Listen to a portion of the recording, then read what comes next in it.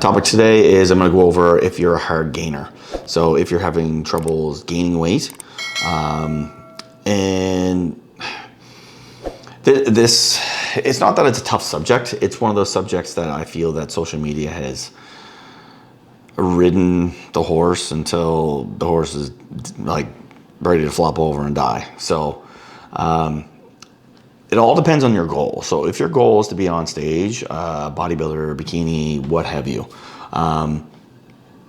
realistically, your weight is not your end goal. Your goal is to look good on stage. So this whole thought process of packing on as much poundage in the off season as you can, realistically,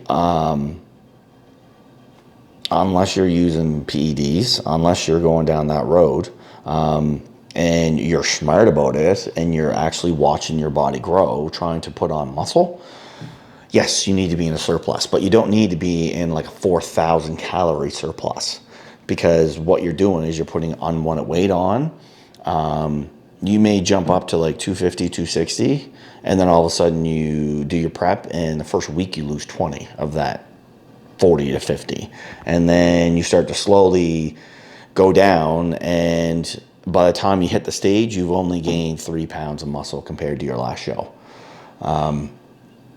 Like, I don't know how many times, well, case in point, when I turned pro, I weighed in at 211.5.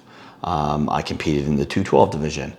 Probably, I would say my best look was between two shows. The 2015 Vancouver Pro, where I placed fourth, I weighed in at 208, lighter than when I turned pro.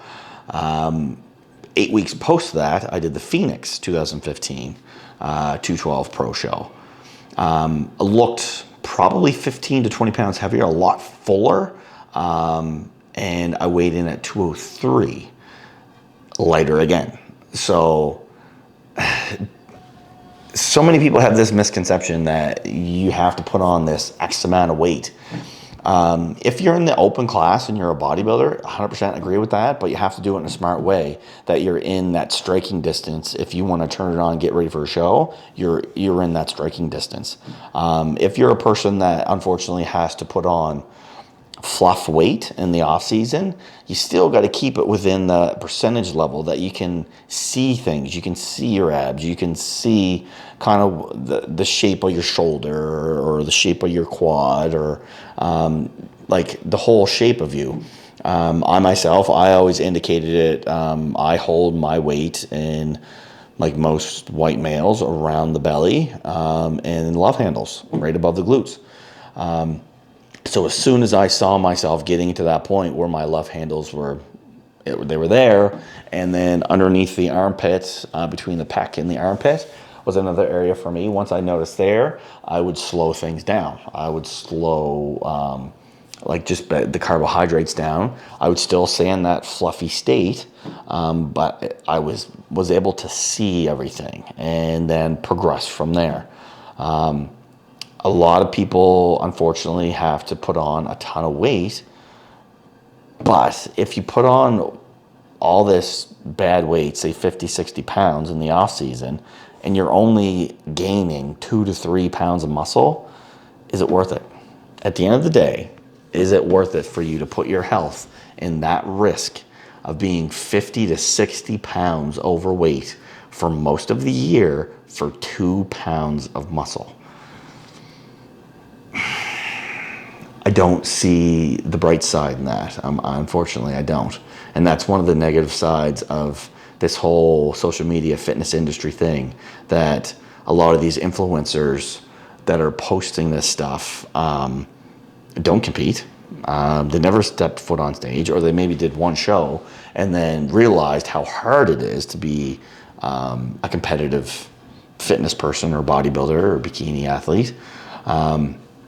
And changed tune and went into social media and influencing.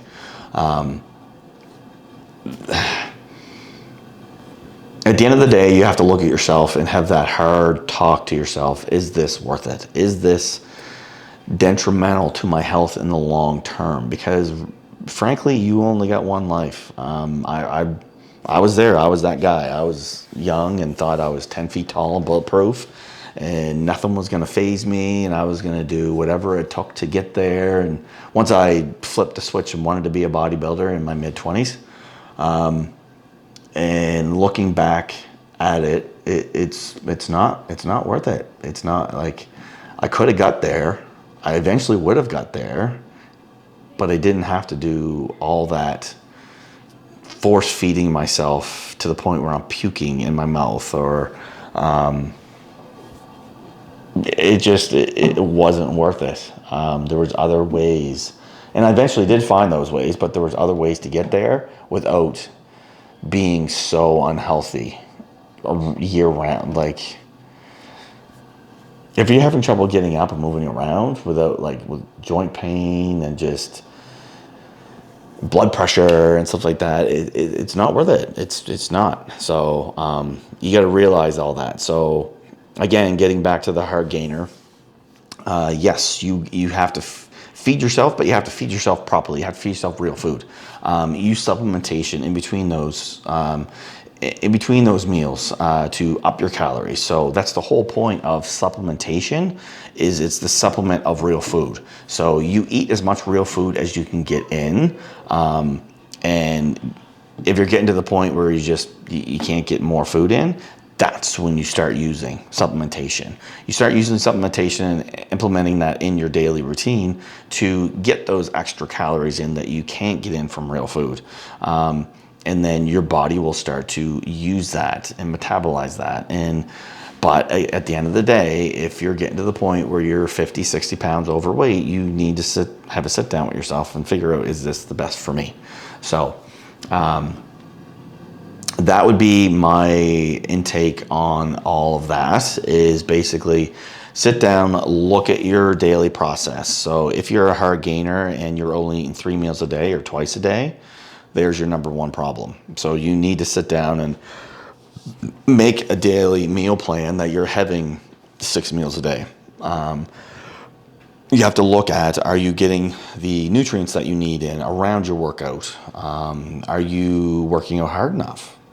Which is a big question mark with a lot of people. They think they're working out, but their intensity level is lackluster. And then is your peri-workout nutrition up to par? Are you getting the nutrients in you should be there? Are you manipulating your insulin level to put yourself in that anabolic window, as they say, or utilize basically the hormones that we already own as human beings to make us grow? So are you looking at your daily intake for that reason?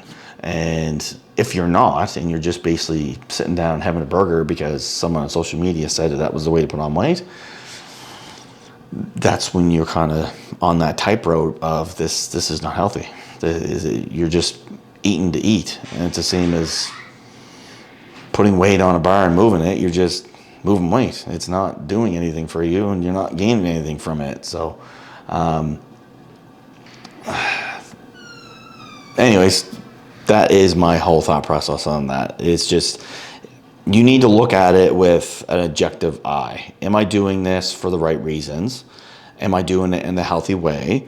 And am I utilizing what I already own? Our bodies are made in a certain way, and it has certain things that, to make it grow, this is the way you have to eat. So you have to basically spread out your meals. Then you start slowly increasing those meals using real food.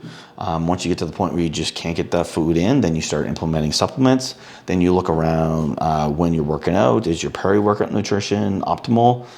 Are you utilizing the things that you need to do to gain that muscle around that workout?